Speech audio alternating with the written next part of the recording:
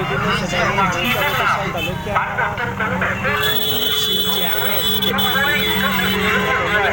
từ nuôi cà phê nuôi cà phê để xin một cái là cái luôn.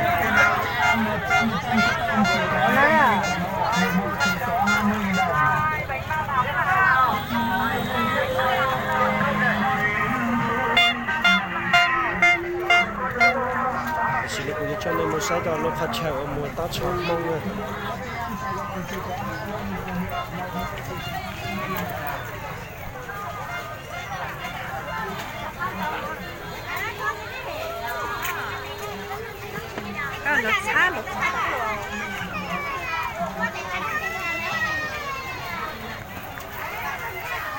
Lúc lâu thì đâu nữa có mong đi tàu chồng nó chơi giàu này nữa rồi có trong hen đầu mình ở thờ tàu chia mà mình đầu nữa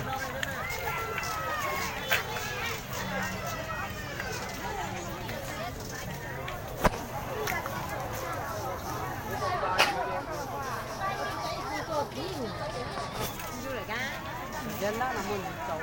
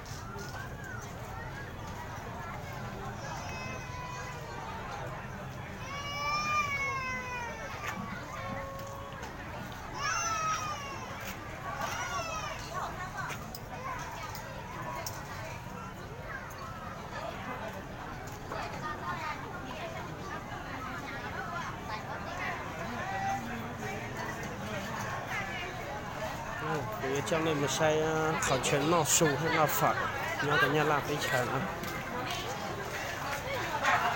nó là cho phở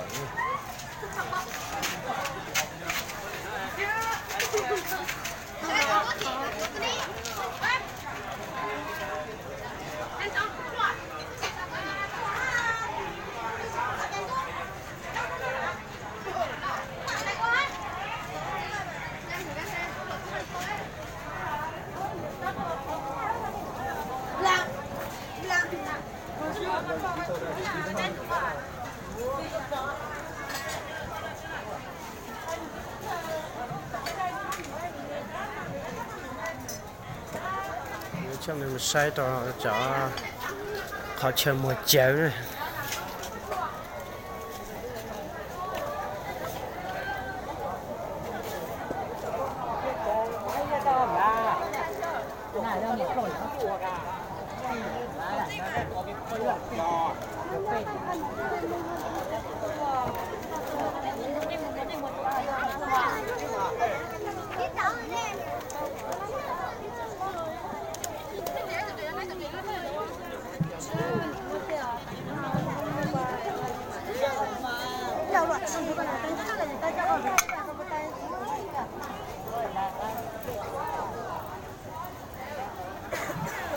nhớ tôi sắp bên nó khó chơi món gai nữa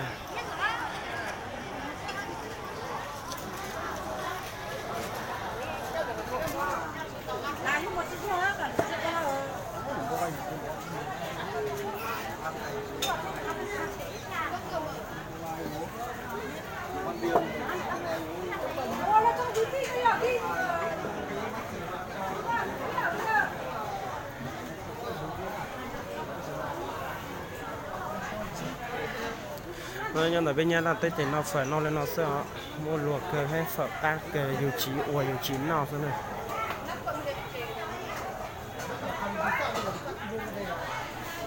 tại xin nó cũng cho nên một sai cho họ chợ một nhiều một tử nó là nhà là tây heo nó cho lúc họ chợ một tử một nhiều nữa nhớ kia Chiên Giang huyện Simacai tỉnh Lào Cai đó nó đã khó chơi một nhiều một tự nữa.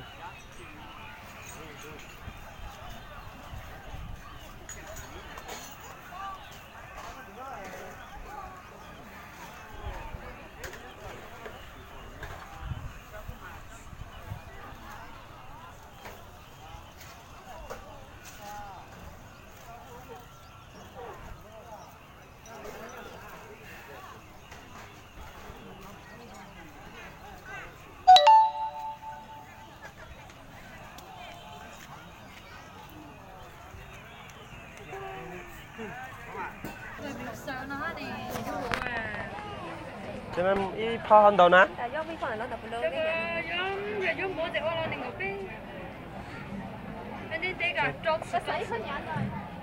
Rồi là cái bây giờ là sau cái xong mà. Cái còn hơn đầu nè. Cho nên này cho nên tao là lo. Cho nên cái sừng bỏ luôn cái này ha, giờ có vô một điều này gọi. Tại cho nên là thì mà nên cầu. Cái có chỉ sợ là sự có nhập được lấy hết à? Chỉ sợ. Cho nó chỉ sợ nóจะไปmột yon thằng bỏ hoa nóจะbỏ cầu sang thôi mà. Cho nó là cho xin đi. Cho nó hát cho con rồi. Cho nó là cầu gì? Con nó đạp một tàu rồi. Bây giờ tròn tới đây nha, bây giờ cái gì đó nè, giữa chút thôi này cô tôi sẽ đọc. Cô tôi ở đây tất sự lúc cái gì. Chú có thế nào? Chú ba, cái chân lót chưa này. Mùa dưa nè. Lá mùa nè cái à? Dạ. Dưa cho mình dưa đấy là sự chúa lửa. Mùa dưa là dưa sữa nè. Sự bớt chăn là được à? Mùa cầu chữ lửa à? Ít bớt chữ chờ à? Nó cũng trong này một xe khó chịu ở mùa trong cái mùa nồng đó nó giặt nữa. Đó, sao chịu nữa.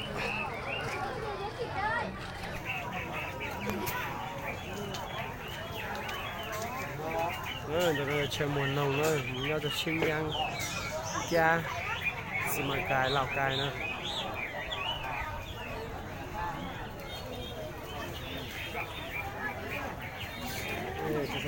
Đầu cờ là nói tới vậy khó chịu quần luộn nồng nữa.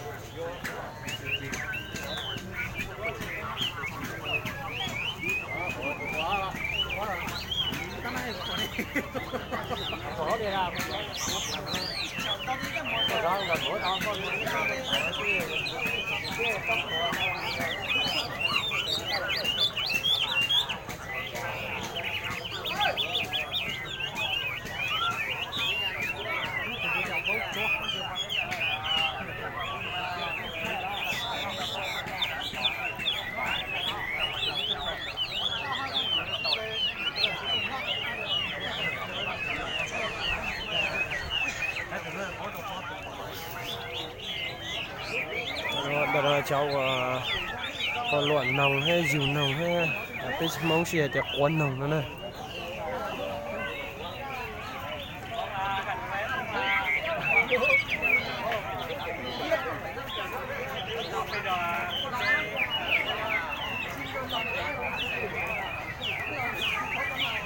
Đầu cơ lên nói trong cái tin này là thì sao luộn nồng này cô tao cha chín giang nữa này.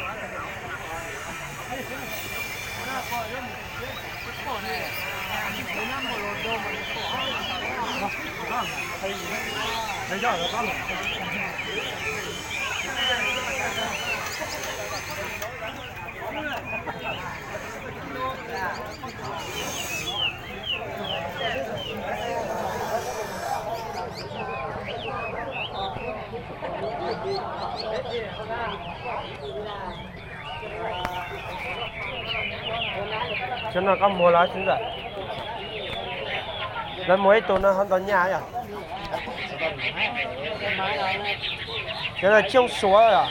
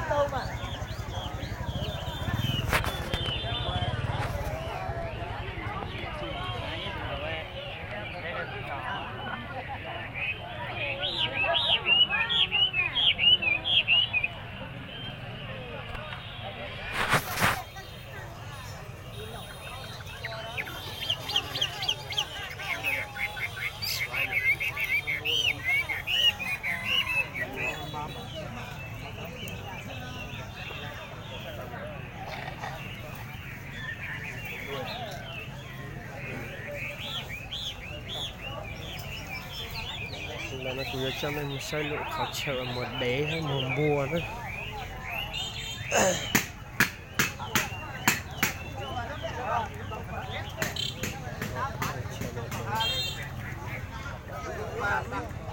nó trong một mùa là sự dúa rồi tí là cho tôi mua đi ít tôi nó không đâu nè cho chồng cho chậu tụi nó là như ít sử dụng lên nó là sẽ dù xa đi là đi chú con này là đi từ từ không được chặn à cho chồng rồi từ lo đi tiền gà hoặc đó ê chính là từ lo tiền gà nè cho chơi một từ tiền thôi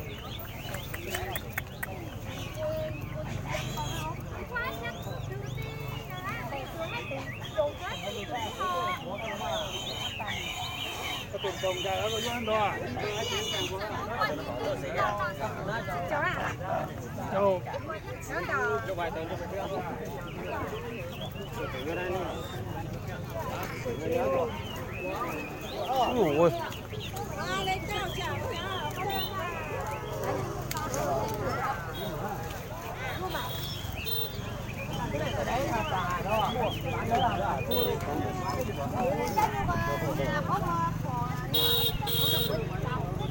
chờ một bùa nữa